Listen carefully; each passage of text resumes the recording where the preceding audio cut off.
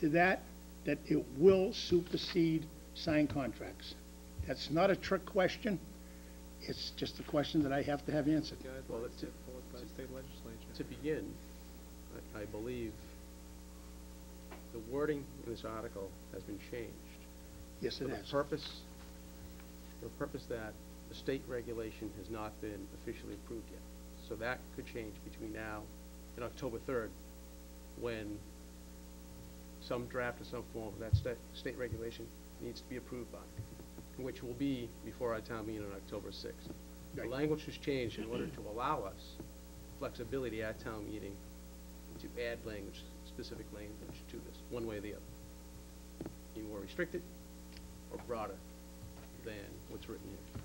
So, I don't want to say is it safe to assume this. So what I'm hearing then is we have this language now, okay? When the governor's plan is finalized or approved, we could still, the board could still, on town meeting floor, put in language that says it will supersede a signed contract. Yes. Yes. My discussions with town But council. may you keep in mind that that would be done on town meeting floor and would have to be approved by town meeting first.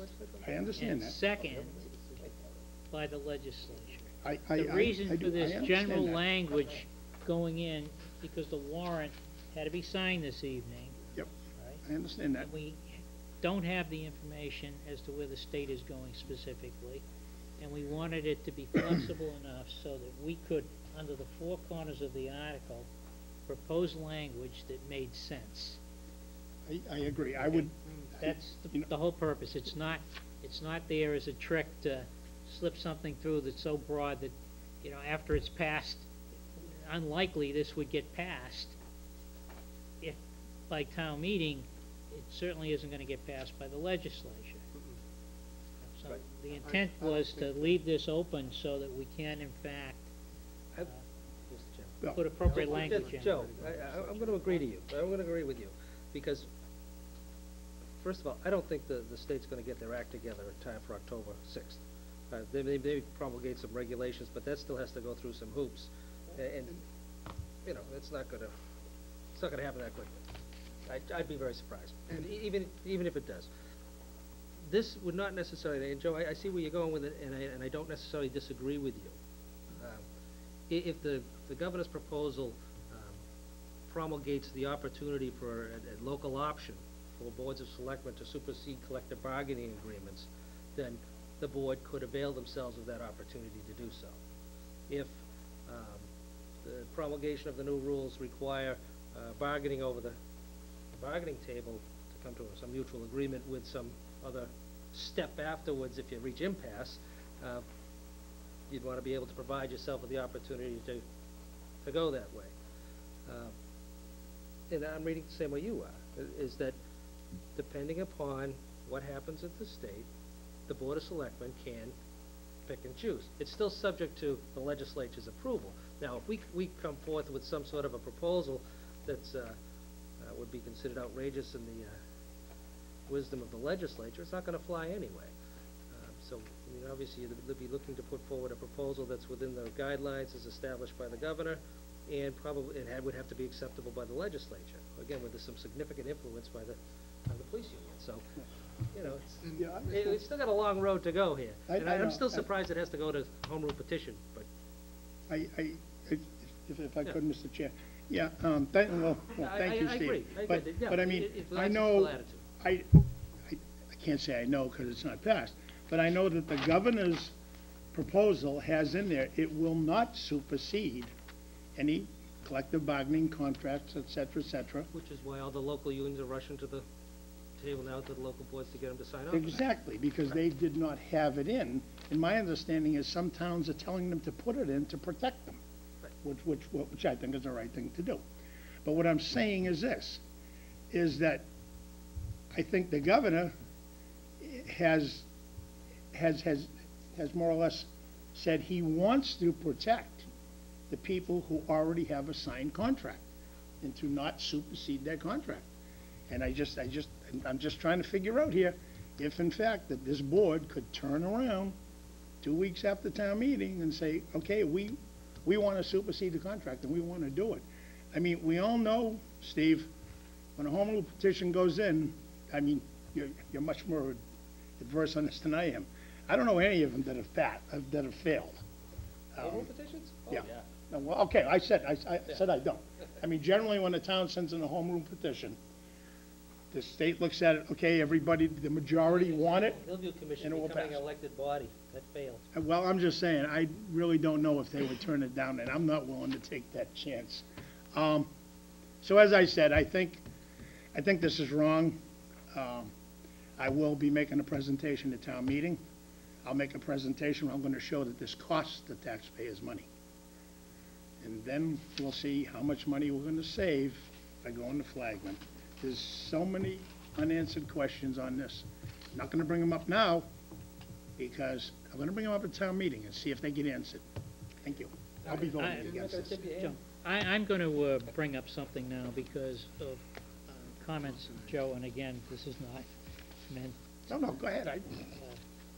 Basically, at our last meeting, we discussed this, and there was a claim that there wouldn't be much of a savings, and you just mentioned that at town meeting you're going to bring it up. So I asked the town administrator to clarify some things associated with this term prevailing wage.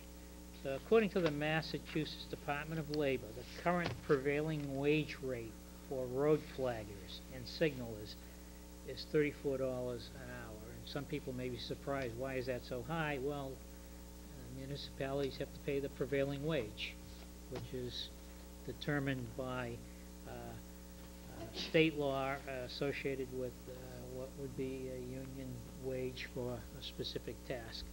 Don't ask me how they got to that number, but this is coming from the state. This compares currently to the current North Reading detail rates of $48.80 an hour for a patrolman and $57 for sergeants. So in other words, if a sergeant takes the duty, it costs us $57? I'm in error. Oh, I'm It's sorry. 57. What? It's 57. Yes. No, that's the total rate, 57. So the 48 It's is the same rate. the same rate, it's all, everyone gets paid 50? Patrolman or sergeant? It's the same rate. All right, okay, so I stand corrected on I that. see a bunch of officers out there shaking their head. That's correct. What's the going, if I might, Mr. Chair, what's the going rate? I don't know what the exact numbers are, but there's two different rates for patrol and I sergeant. thought the sergeant lieutenants were, I thought the sergeant that- lieutenants I thought were that was were low. higher.